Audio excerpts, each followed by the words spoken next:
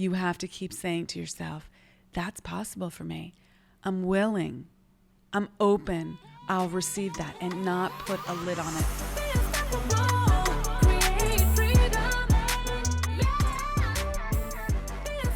Thank you so much for joining us and for being a part of the Unstoppable Woman movement. This Mindset Mastery series on the podcast comes to you every Saturday morning and takes what we discuss in the Morning Mindset Club, compiles it into one easy to access recording, and gives you bonus content at the end that fleshes out one key concept in much more detail. Now, this bonus content is not to be missed. If you're already a part of the Morning Mindset Club, listening to this material a second or even a third time will really lock in the learning for you.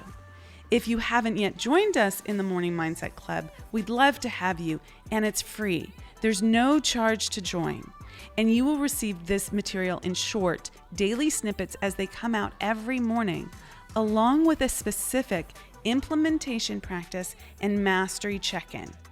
It's a full success consciousness program that for the time being is totally free. You can find it at theunstoppablewoman.com/mindset club. With that, let's dive in and get started. The next quote that I want to pull out, which is one of the main weaknesses of mankind, is the average man's familiarity with the word impossible. He knows all the rules which will not work. He knows all the things which cannot be done.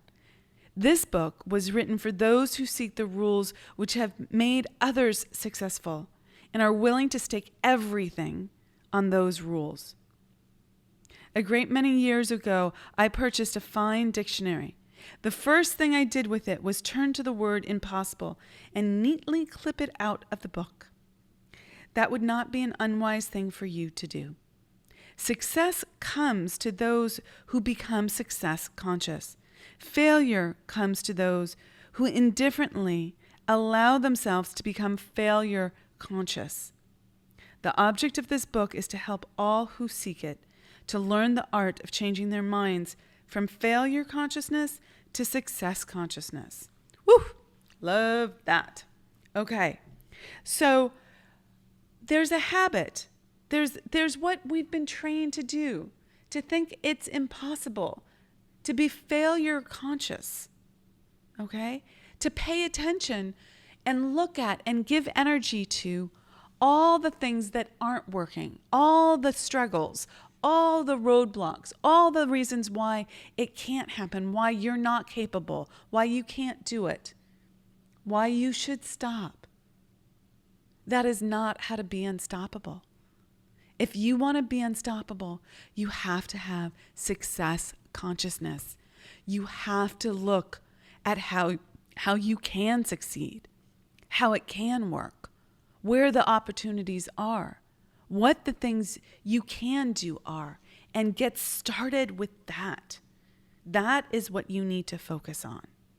That is how you go and shift from failure consciousness to success consciousness. And this is a progressive, ongoing activity. It requires study, mentors, actions, experience, application, growth, having a growth mindset. And it's why I keep studying and why I keep working with mentors. You have to stay focused on success and keep your mind right around that. He goes on to say, another weakness found in altogether too many people is the habit of measuring everything and everyone by their own impressions and beliefs. Some who will read this will believe that no one can think and grow rich. They cannot think in terms of riches because their thought habits have been steeped in poverty, want, misery, failure, defeat. These unfortunate people remind me of a prominent Chinese man who came to America to be educated in American ways. He attended the University of Chicago. One day, President Harper met this young man on the campus, stopped to chat with him for a few minutes and asked what had impressed him as being the most noticeable characteristic of American people. "Why," the man exclaimed, "the queer slant of your eyes. Your eyes are all off slant." Huh. What do we say about the Chinese? We refuse to believe that which we do not understand. We foolishly believe that our own limitations are the proper measure of limitations. And he goes on here. So, think about this.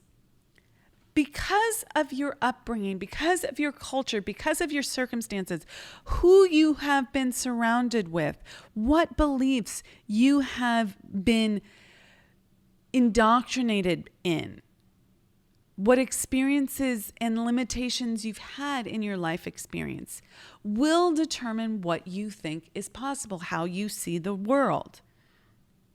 Because you are inside of them. You are living them. And until someone holds a light up to them, you will stay stuck within those beliefs. And that's why they are called limiting beliefs. Most people would rather stay comfortable in their beliefs and struggling and miserable because that's what they're used to, than to have someone shine a light up on them. They're too afraid of being wrong. This is a huge thing that stops people. They would rather stay committed to who they are being and what they are doing and what they're believing than have someone who is further along than they shine a light on them with truth and have them be wrong.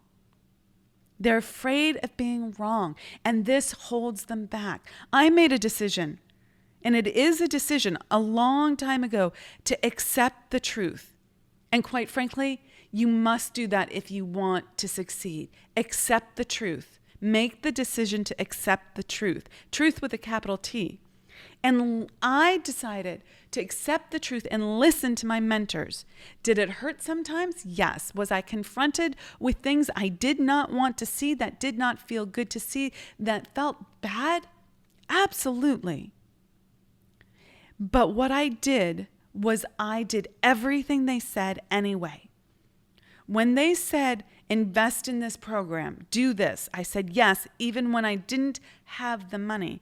When they said, go fly first class, I did it even when I didn't have the money, even when I didn't understand why that made sense. When they said, go to this conference, do this kind of marketing, do this, be that, follow this, read this, I did it as quickly as I could, despite the discomfort I felt in it, because I was willing to move through my limiting beliefs. I was committed to that. When they showed me my inaccurate thinking, I didn't fight them, get pissy, or blame them. I took a deep breath and I committed to my growth. I said, okay, I'm in it. I'm all in. I'm all in. What if they are right? What if they're coming from a higher level of awareness? What if it didn't make me wrong, but made me bigger, larger, more expansive? What if it got me to a higher level of awareness and beingness to accept the truth rather than fight the truth? So my question for you today is, how quickly can you do this? How committed are you to your truth? And how willing are you to go all in your pursuit of your dreams? These are the questions you need to ask yourself. In this final section of the introduction, the section entitled, You Are the Master of Your Fate, the Captain of Your Soul, because ...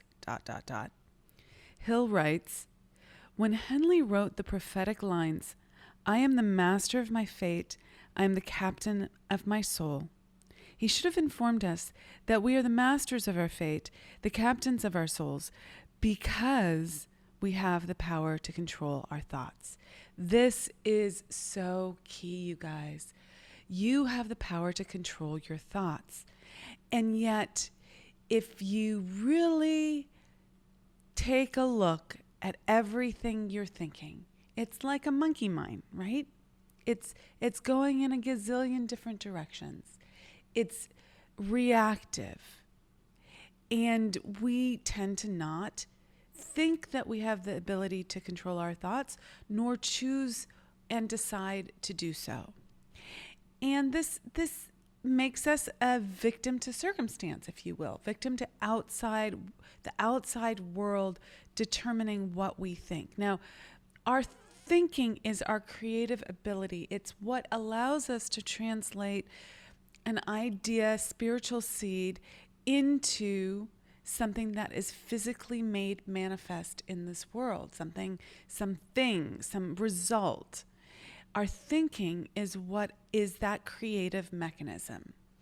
And of course, action comes into play, but it starts with a thought that is translated into a feeling and comes out through action, and then we get results, things, manifested reality. And if we don't control our thinking, if we are just reactive to outside circumstance, we lose our power, our God-given power, our divine right. We throw it away. And here's the thing, most of us weren't trained to control our thinking. No one taught us how to think, and it's so critical to learn how to think. That's part of what this book is about. That's part of what I teach my clients. It's how to think, how to control the thought process so that you are not reactive, but you are creative. This is critical so that the outside world doesn't determine your thinking, but is a reflection of your thinking. Okay, Hill goes on to say, he should have told us that the ether in which this little earth floats, in which we move and have our being, is a form of energy moving at an inconceivably high rate of vibration, and that the ether is filled with a form of universal power which adapts itself to the nature of the thoughts we hold in our minds and influences us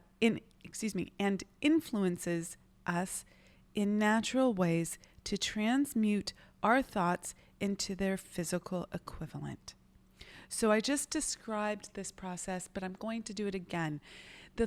The law of perpetual transmutation of energy says that there is always energy moving through us as us.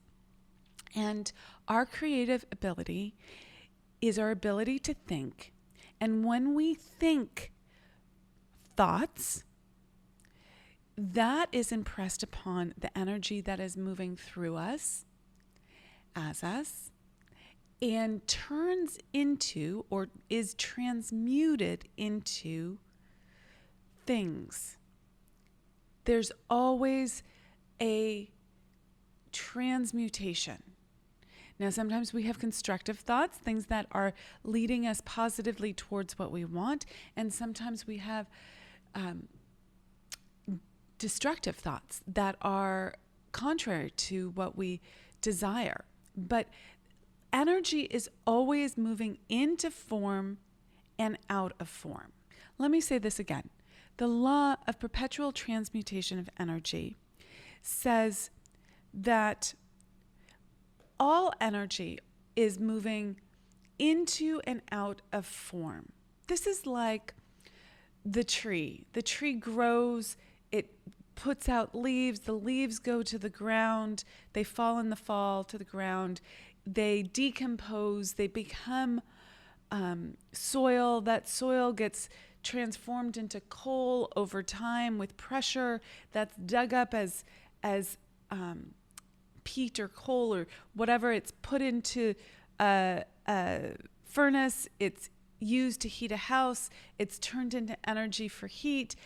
People absorb it. They go do things. They create more, and so on and so forth. Energy is always transforming itself in and out of form. Another example of this would be water heated goes into the into steam, goes into the air, and then it comes back down as precipitation. And then that precipitation can freeze into ice cubes, and then that melts, and that goes up into the air again as it heats, and so on and so forth. It's changing form, but nothing is lost. No matter is lost. No energy is lost. Everything that ever was and ever will be is here now, except it's changing forms. So when you have a thought, you are taking energy and transforming it into a different form, okay? And it's going through you, being transformed through thought into a feeling, coming out of you in action, and that action creates a result, the thing, the goal that you want in your life, okay? So this is incredibly important to know that our thoughts are the vehicles that transmute that energy into a physical equivalent. This happens in nature all the time. I just gave you 2 examples of the law of perpetual transmutation of energy. But we, as human beings, have a special role, a special skill, a special capacity. That's the word I want, a special capacity that other animals do not. We have conscious thought, which means we can choose our thinking and transform it and use it to transform what we think about into a new form. We have that creative faculty. Moving on here, Hill says, if the poet had told us of this great truth, we would know why it is that we are the masters of our fate, the captains of our souls. He should have told us with great emphasis that this power makes no attempt to discriminate between destructive thoughts and constructive thoughts, that it will urge us to translate into physical reality thoughts of poverty just as quickly as it will influence us to act upon thoughts of riches. This energy that is always moving through you as you is not discriminating. It's not deciding, oh, these are good thoughts. I think I'll pay attention to that and give her that, help her create that, versus these are bad thoughts. These are poverty thoughts. These are scarcity thoughts. These are victim thoughts. These are destructive thoughts. These aren't thoughts that are going towards what she wants. These are worry thoughts, doubt thoughts, fear thoughts. It doesn't know the difference. It doesn't have that ability. It's just energy. Okay? And it's transmuting whatever you think about. Hill goes on to say, he should have told us too that our brains become magnetized with the dominating thoughts which we hold in our minds, and by means with which no man is familiar, these, quote, magnets attract to us the forces, the people, the circumstances of life which harmonize with the nature of our dominating thoughts. Now, some key things here. Dominating thoughts. This means that you don't have to be perfect. I hear a lot of times that people get into like a circular fear situation because they think, oh my God, I'm thinking negative thoughts or scarcity thoughts or victim thoughts or fear thoughts or worry, doubt. Yes, you want to get a grip on it. You do want to control your mind. The more control you have over your thinking, the more you will have positive dominating thoughts, the faster your positive outcomes will come to you. The more you are in the negative thinking, the scarcity thinking, the poverty thinking, the it can't happen for me thinking, this is impossible thinking, I don't have the capacity thinking, the why is this so hard, why is this such a struggle, why am I not enough, why can't I get ahead? All of that, if you are in that, that will be your dominating thought. Now, you don't have to be perfect, like I started off saying, but you do want to hold yourself to higher and higher standards, because the more you're thinking in terms of possibilities, opportunities, capability, knowingness, belief, abundance, certitude, faith, understanding, knowledge, all of that, wealth, exponential wealth, exponential growth, the more you're thinking in those terms, the more you will magnetize, meaning attract, meaning create that which you're thinking about. You are a creative entity. Yes, we have the law of attraction. Yes, we magnetize to us what we're thinking about. And part of doing that is being a creative being and taking action. So it's not just staring at your belly button there. Okay. But it feels often like a magical experience when it comes faster and easier than you ever thought possible previously. And then what really gets fun is when that which you thought was faster and easier than you ever thought, you double that, you triple that, you quadruple that, and it keeps getting faster and easier, and you can get blown away. But here's the thing, guys. You have to take the lid off. You have to keep saying to yourself, that's possible for me. I'm willing. I'm open. I'll receive that, and not put a lid on it. So often we'll get amazing results, and then we'll put a lid on it because that's all we feel worthy of receiving. All we think that we're allowed to receive. Take the lid off, guys. Take the lid off. Okay, Hill goes on to say, he should have told us that before we can accumulate riches in great abundance, we must magnetize our minds with intense desire for riches, that we must become, quote, money conscious until the desire for money drives us to create definite plans for acquiring it. Oh my God, love this, love this, love this. You have to become money conscious.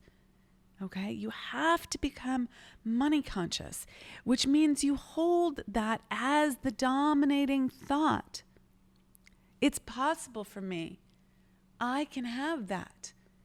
That you're not keeping the poverty thought first and foremost in your mind. Not keeping that I can't, but I can.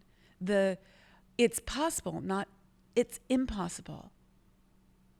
And keeping it the dominating thought, which means that you keep the expectation of its fulfillment front and center in your mind.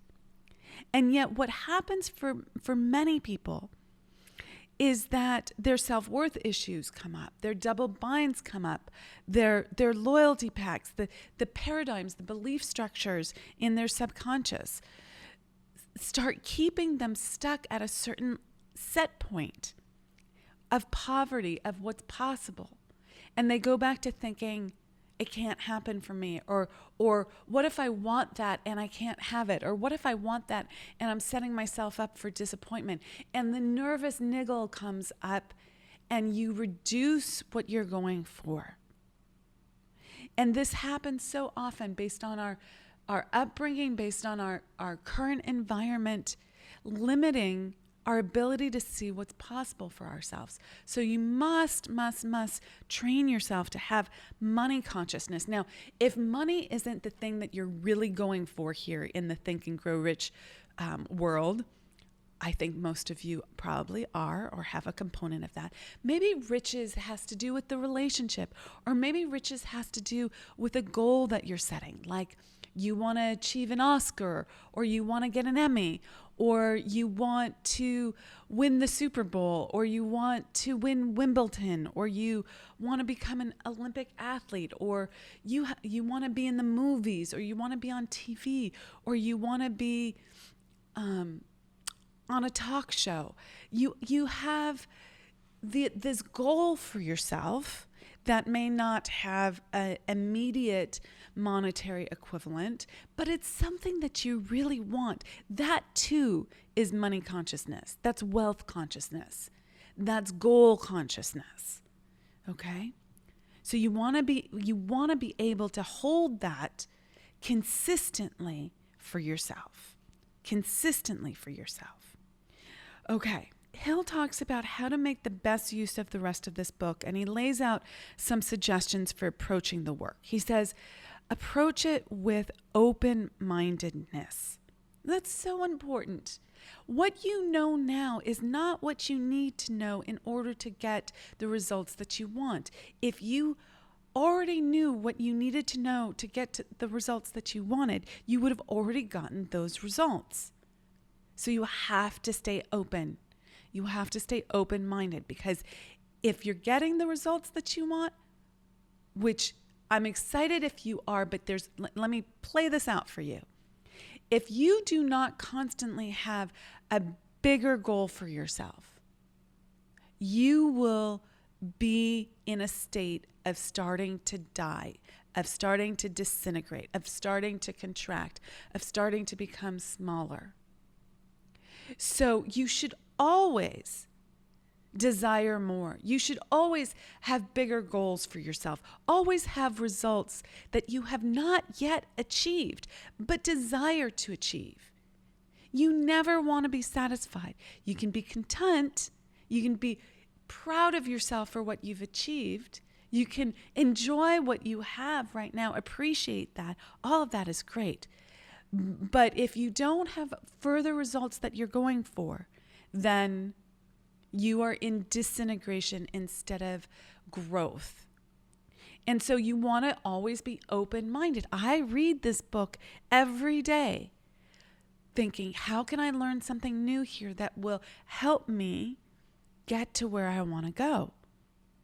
I stay open-minded. Okay. He also says that this is not this book, what this book is teaching is not the invention of one man, but of 500 men who have started in varying environments, including many of who started in poverty and with little or no formal education. So if it's possible for them, it's possible for you, regardless of where you're starting off. And I sometimes think it's harder for people when they're starting off where it's already somewhat comfortable. You're already in the middle class. You're already doing okay, because you're not fighting against that poverty. You're not fighting to break free of some extraordinary hardship. You're not using that pain as your gain. Things are kind of okay. And you have to create the urgency for yourself and really step forward with bigger and bigger goals and dreams. Okay? You have to break free of the cruise control, if you will. Okay. And the third thing that I want to point out here is that Hill says that you will find it easy, not hard to do. Hold that as an expectation for yourself. This doesn't have to be hard. This can be easier than you think. One of the power questions I teach all my clients is, how can you make this easier? And I ask myself that all the time. You know, a new goal dropped in for me this morning as I was on my run, and it shook me to my core with excitement, and then that instant reaction of like, oh my God, how is that going to happen, right? Like, how are you going to do that, right? The hows start coming in always. But I now know very quickly, I know how to control my thinking. So in that moment, I think, how can I make this easy? What's the easiest path? What's the easiest path? And I stay open to the answers. And within an hour, I got my answer. Easy peasy, lemon breezy. In fact, I got an answer right on the run, and then a few additional ones came in. So I encourage you to do that. Okay, enjoy. Rock it out. Be unstoppable. Hello, and welcome to this morning's Morning Mindset Club and Chapter 2 of Think and Grow Rich. This seminal book by Napoleon Hill is quite a masterpiece, and we are going to be diving into desire, the subject of Chapter 2, the starting point of all achievement and the first step towards riches. So Hill starts off this chapter with a few salient points, and we go back to the story of Edwin C. Barnes, who we met previously. He says, when Edwin C. Barnes climbed down from the freight train in Orange, New Jersey, more than 30 years ago, he may have resembled a tramp, but his thoughts were those of a king. As he made his way from the railroad tracks to Thomas A. Edison's office, his mind was at work.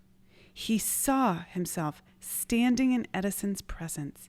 He heard himself asking Mr. Edison for an opportunity to carry out one of the most consuming obsession to carry out the one consuming obsession of his life, a burning desire to become the business associate of the great inventor. Barnes' desire was not a hope. It was not a wish. It was a keen, pulsating desire which transcended everything else. It was definite.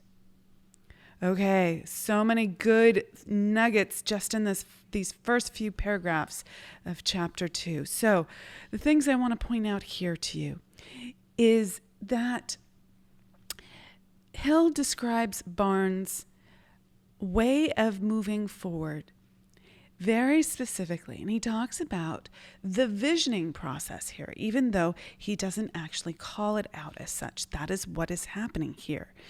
Barnes saw himself standing in Edison's presence. He had a picture, and that picture had life to it. It was detailed. It was him standing in the office with Edison, right? There were details to it. And he heard himself asking. So there's another thing that brings that vision into a lifelike movie where the person, in this case Barnes, is living it, is in it. He hears himself. He actually hears himself asking, using the specific words there, Edison, for an opportunity to carry out the one consuming obsession of his life, a burning desire to become business associates with the great inventor. So this was definite. This was not a hope or a wish. Now, hope is an incredibly important aspect of human psychology. If we don't have hope, we don't, we lose motivation. We lose our will to live. In fact, there have been many studies. When we don't have hope, we lose our will to live. So hope is extraordinarily important, but it is not a strategy for achievement in and of itself. Hoping and wishing are not enough. You have to have a strategy, a plan, a clear vision, and it needs to be definite, not wishy-washy. Okay, so you need ideas that build this clarity. Now, some aspects of this might be very clear for you right now, and celebrate that. And then other aspects of what your burning desire is, or your purpose in life, or your big obsession might not be super clear for you right now. Now, don't use this as a reason to throw the baby out with the bathwater. It starts with this inkling of an idea. It can start with a wish. It can start with hope. And let that grow into a dominating desire. Let that have a seed of life inside of you, and keep working it. Keep asking yourself questions. Well, what would that look like? What would that feel like? What would I do if? How would that play out? What else do I want with that?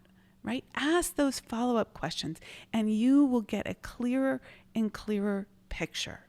So, if that's the case for you, take this action now and start visioning and playing out the details. When you get stumped, just take a moment and ask yourself, well, what would I do then? Or how would that play out? Or what would I like in that case?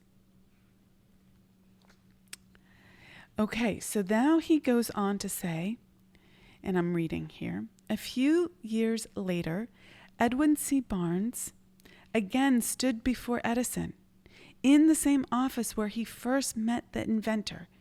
This time, his desire had been translated into reality. He was in business with Edison. The dominating dream of his life had become a reality. Today, people who know Barnes envy him because of the, quote, break life yielded him. They see him in the days of his triumph without taking the trouble to investigate the cause of his success. So, you guys, we do not live in a random universe. No one just gets a lucky break. Barnes put himself in a position to be able to see the opportunity, and then he acted on it. He went for it. He kept speaking. He kept doing. He kept asking. This is the law of cause and effect. If you put the causes in action, you will get the effect. Okay? There's no such thing as luck. Barnes succeeded because he chose a definite goal, placed all his energy, all his willpower, all his effort, everything back of that goal. He did not become the partner of Edison the day he arrived. He was content to start in the most menial work as long as it provided an opportunity to take even one step toward his cherished goal. 5 years passed before the chance he had been seeking made its appearance.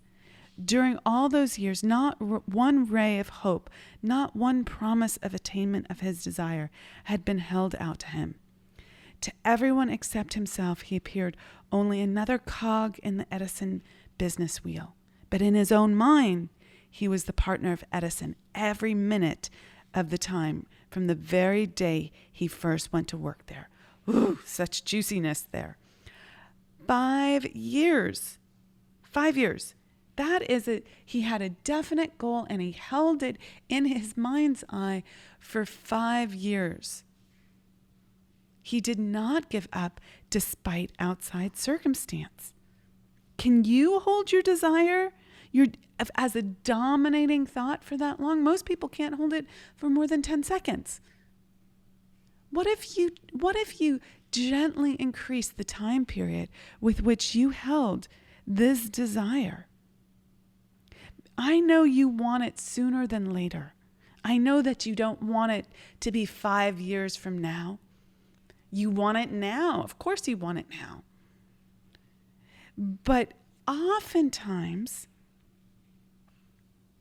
the big thing that you want is going to take some time, and you need to stay the course with how you are visualizing that, how you are holding it in your mind's eye, and not let outside circumstance determine what you think, what you hold in your mind's eye. Are you going to change your dominating desire, your purpose, your vision, because the outside world isn't giving it to you fast enough? That's called giving up. Just going to call that out there for you guys. That's called giving up. Are you willing to hold in your mind's eye what you want for as long as it takes? This is one of the biggest challenges that you will face. Yet when you master this skill, you will learn a key aspect of the creative process. So let's say you want an amazing lit up relationship where you feel adored, loved, valued, respected, where you feel like you're seen, and your boyfriend breaks up with you or your lover doesn't call you. Are you going to let that outside circumstance crush the desire that you have? Or are you going to say, onward, this is what I want. I am unstoppable. I am determined. I am without a doubt going to have what I want. And the more consistently you hold that, the faster you will create that into manifestation. Okay? What happens when you can't get past the gatekeepers? Let's say there are people between you and the person who can help you achieve your goal or dream. Are you going to give up? Are you going to let that outside circumstance stop you? There's so many examples of this. Maybe you hire someone and then they're not a good fit. Are you going to let that stop you from getting help? You can't grow a business. You can't grow an empire without exceedingly loyal, amazing, smart, driven, like top-notch people. Are you going to say that you don't deserve it? Give up? Say that there's no one good out there? That's an impossibility. Look at all the fabulous, thriving businesses out there. What are you going to hold in your mind's eye? What are you going to do? This is so important. Okay, moving on here. It is a remarkable illustration of the power of a definite desire. He's speaking of Barnes' story. Barnes won his goal because he wanted to be a business associate of Mr. Edison more than he wanted anything else. He created a plan by which to attain that purpose, but he burned all bridges behind him. He stood by his desire until it became the dominating obsession of his life and finally a fact. When he went to Orange, he did not say to himself, I will try to induce Edison to give me a job of some sort. He said, I will see Edison and put him on notice that I have come to go into business with him. He did not say, I will work there for a few months, and if I get no encouragement, I will quit and get a job somewhere else. He did not say, I will start anywhere. I will do anything He did say, I will start anywhere. I will do anything Edison tells me to do. But before I am through, I will be his associate. He did not say, I will keep my eyes open for another opportunity in case I fail to get what I want in the Edison organization. He said, there is but one thing in this world that I am determined to have, and that is a business association with Thomas A. Edison. I will burn all bridges behind me and stake my entire future on my ability to get what I want. He left himself no possible way of retreat. He had to win or perish. Whew! This is so important, guys. So important. No plan B. No plan B. Okay? No plan B. If you want what you want and you truly want it, you can't have one foot in and one foot out. You can't say, I kind of sort of maybe want this if the stars align and it happens quickly, easily, and without any effort on my part. Or I'm only going to want this as long as other people show up and do X, Y, Z. Or I only am going to want this and go for it if I have the money, if I have the support of other people, if I do it in a particular time frame. No. You guys, this is your life. This is your life. No plan B.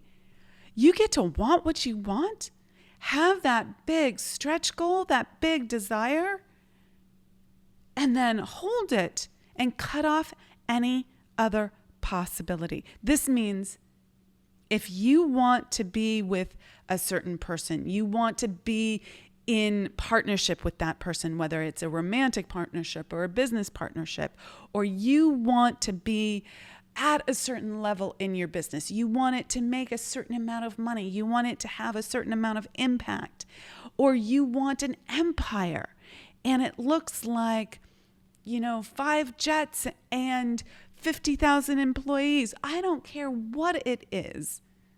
If you want it, cut off all opportunities that take you in a different direction. You cannot have plan B. You cannot have one foot in, one foot out. And you do that by burning the boats, okay? So that you have no possibility of retreat, meaning no way back.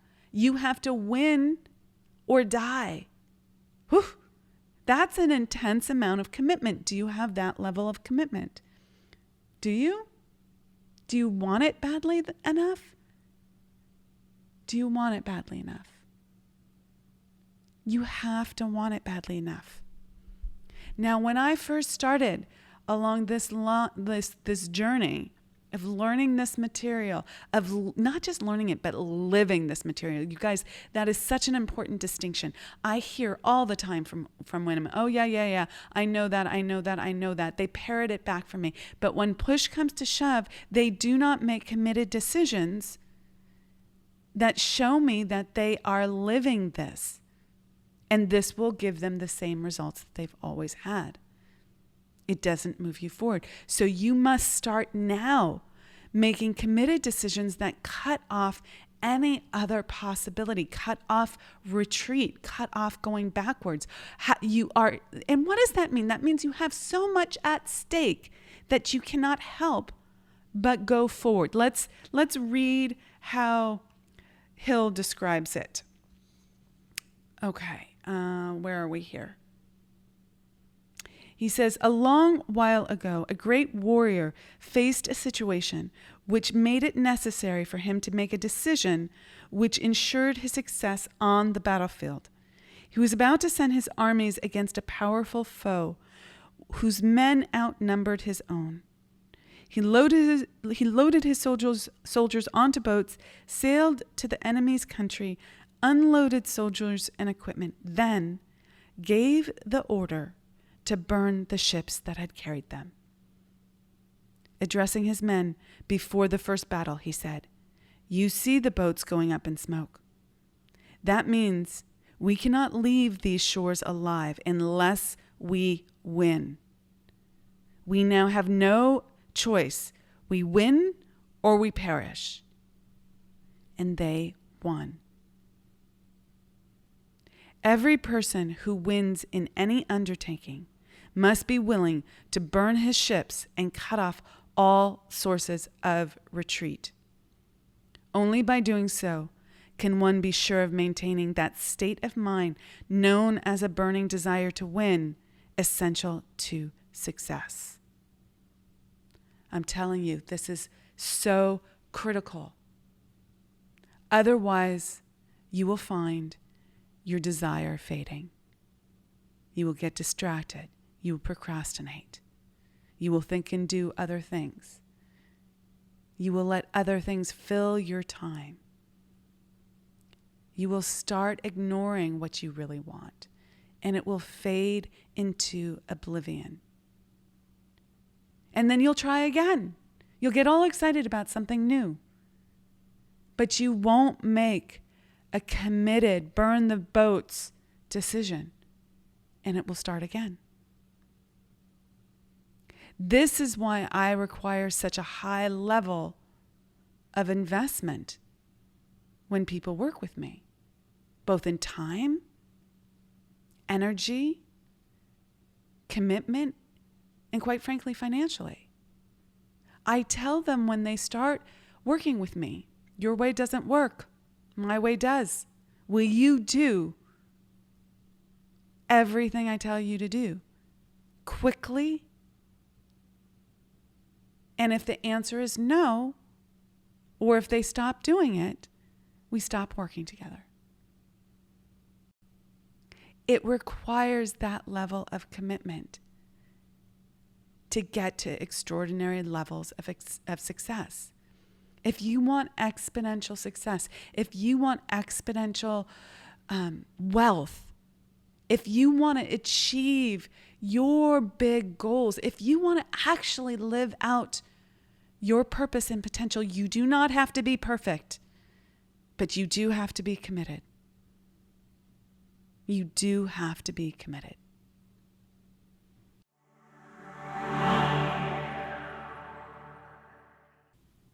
We started off this week talking about failure consciousness and success consciousness. And if you want to put it in terms of financials, we can call that wealth consciousness or poverty consciousness. And I want to give you some bonus content for those of you listening to this on the podcast, a little extra something for you on this topic. So, how do we actually shift from failure consciousness or poverty consciousness to success consciousness or wealth consciousness? It seems easy, and in some ways it really is. It's not rocket science. It's not learning calculus or something like that. However, it's more complicated than it seems at the surface. So it might be easy, but it's not simple. It has been some of the most challenging work that I have ever personally done.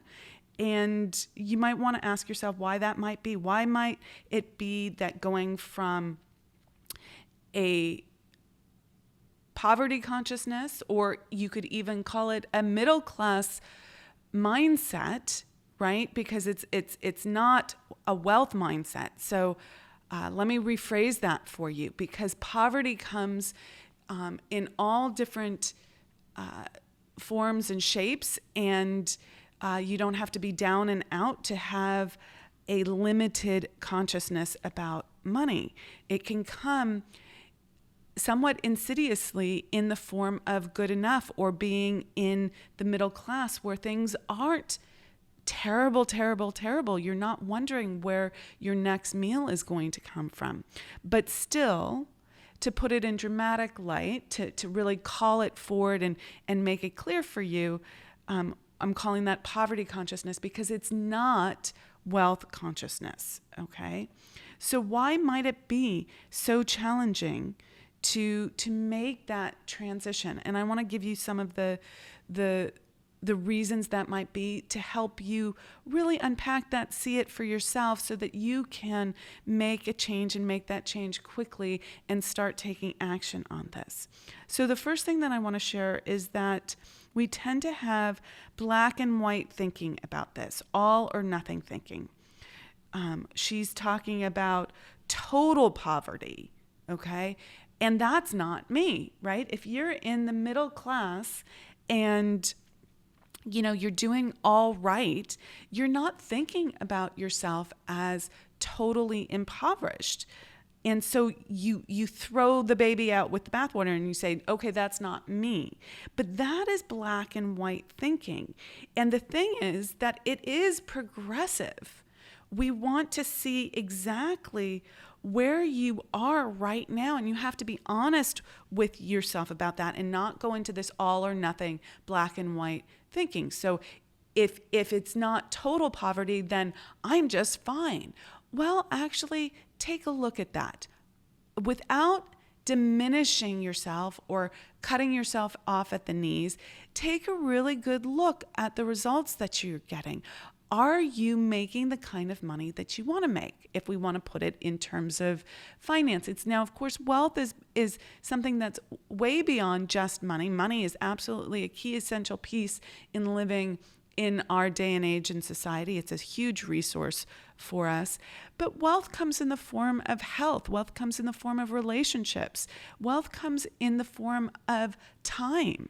So are you wealthy in all those areas? But do not dismiss the money. So many people say, oh, I have a great relationship, I'm wealthy. And then on the other hand, they're totally in fear, doubt, and worry about finances. So really get honest with yourself. Are your results the way you want them to be? And stop going into this all or nothing thinking, like that if I say I would like to do better in this part of my life, that's somehow decimating where you're at right now and calling it all bad. No, that's not what we're doing.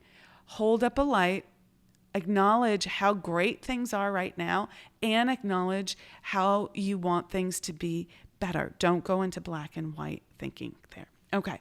The second piece is that we don't want to admit exactly where we are because of our fear of being wrong. This is such a core fear for many, many people. I would say it's a fundamental thing that most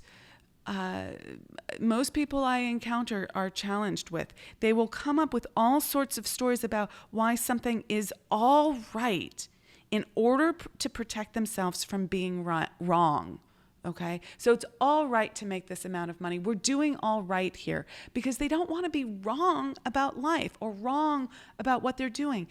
You have to step out of that kind of paradigm in order to really claim something more, a higher level of success or wealth for yourself. You have to stop saying that, claiming that is wrong because it would make what you're doing now wrong, and either seeing one or the other as right or wrong. You have to step out of that. That's not the way it works.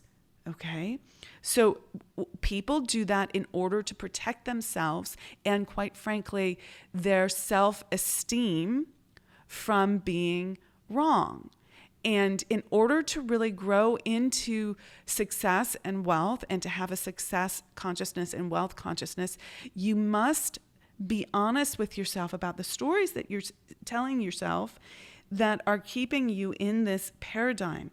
And yes, good is the enemy of great. Start really looking at that, seeing honestly how you are saying that to yourself. And ultimately, this keeps you trapped in a right-wrong dynamic, which is so painful. It's a no-win situation. It's the opposite of personal emotional freedom. So you're going to want to use this money consciousness that you're engaged in, where you're looking at it as a tool to step out of this. Quite frankly, the act of really choosing and having a desire to make more money, okay? Again, money is a resource, it's a tool, but having that as a desire, as something that I'm going for as a goal, allowed me the structure, gave me the structure through which I could work on this very core issue and get untrapped, okay?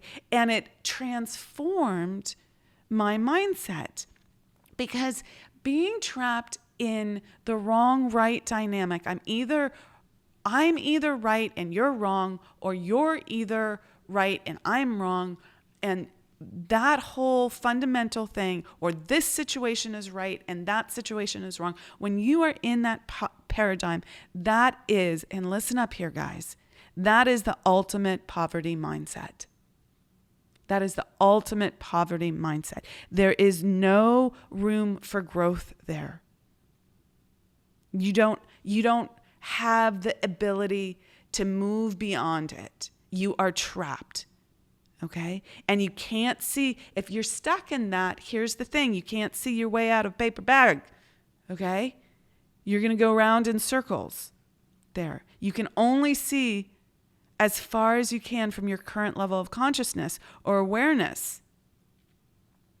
So don't make yourself wrong about your current level of consciousness or awareness, but recognize that you're in it, that you're in this dynamic, that you are seeing it everywhere, and that you must get out of it. So don't make yourself wrong, but don't roll over and give up. Do something about it. Okay, so how do you do something about it?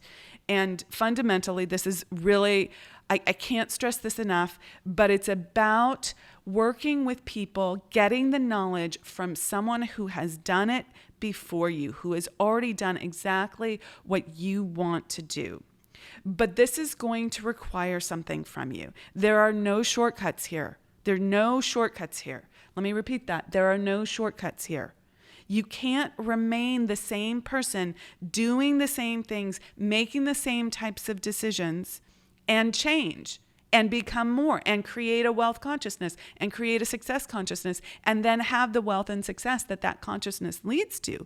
You have to change. There are no shortcuts. You have to show up differently. And it's going to require something different in two fundamental places: in how you spend your time and in how you spend your money. Get that straight. Okay? You have to change how you're spending your time and how you're spending your money. And both of those happen at different times in varying degrees, okay? Depending also on how fast you want to go, okay? It's not either or. It's not time or money. You have to do both, okay? It's both. You will have to make a change in how you're spending your time and how you're spending your money and your attitude about both. Pay attention to that. You must change your attitude about time and money. So if you want to change your consciousness, you're going to have to learn from people who have a higher level of awareness and consciousness than you do. Period, full stop. And in order to do that, you are going to have to invest your time and your money to do that. You're going to have to read books. You're going to have to buy programs. You're going to have to invest the time to read the book, the money to buy the book, the time to do the program, the money to do the program. You're going to have to travel and go to conferences. Come to the Unstoppable Woman Summit. If that's on your radar, don't make an excuse about it, okay? You're going to have to invest the time to do that. You're going to have to invest the money to do that. The airfare, the hotel, the price of a ticket, okay? You are going to have to say yes to things that you have not said yes to before. If you're already doing those things, or if you want to jump 3 levels quickly, you're going to have to say yes to the time and money to do higher level mentorship and coaching. Okay, that's a VIP day. That's private coaching. That's the emergence program. That's something that's going to cause you to change, require you to change, require you to learn to be at a different level than you are right now. Now, everyone's starting at their own place. Okay, start where you're starting. Okay, start exactly where you're starting. And if you're not going to learn and step in with me, do it with someone else that you can say, yes, they have what I want. Okay, this isn't a pitch for me. It's a pitch for investing your time and money in yourself in order to get to the next level. Okay, you'll have to make the leap before you feel ready to make the leap. Okay, because your current level of awareness is saying, I'm here, this is what's comfortable. It's not going to be comfortable to make that decision to go to the next level.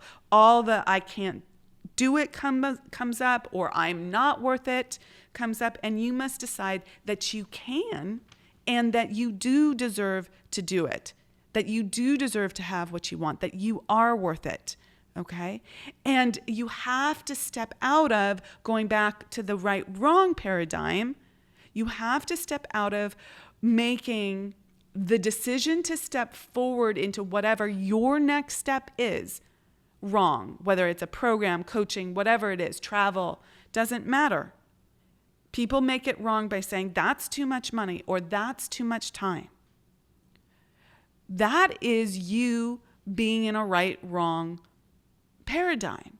You're making something else wrong in order for you to be right, and it keeps you trapped exactly where you are.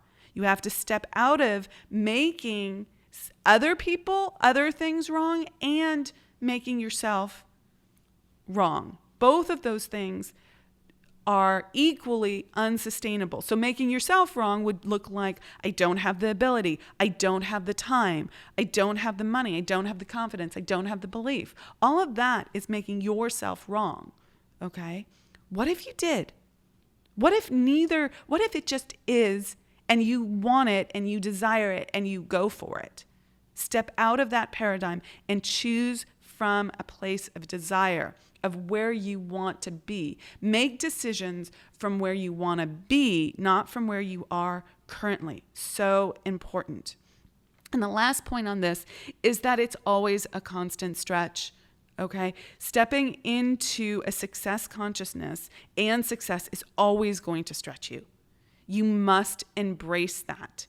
And it may, often does, 99.9% of the time, feels uncomfortable.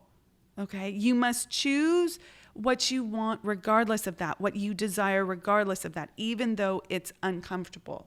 You must step forward into growth in order to grow your success mindset, in order for you to be successful. Okay, With that, rock it out, be unstoppable, and have an amazing day. Thank you so much for joining us and for being part of the Unstoppable Woman movement. This special series is a part of our Morning Mindset Club and comes to you here on the podcast every Saturday morning. If you'd like to join the Morning Mindset Club at no charge, you won't have to wait a whole week and can listen to this series in short daily snippets every morning. Plus, you'll get a quick implementation practice and mastery check-in to go along with it. You can find the Morning Mindset Club info in the show notes below, or just head over to theunstoppablewoman.com/mindset club. And as always, please share this podcast with 2 or 3 women who are ready for exponential growth and exponential wealth. And if you're game, we always appreciate a review on iTunes. That really helps us reach and elevate more women. Thanks so much, and be unstoppable.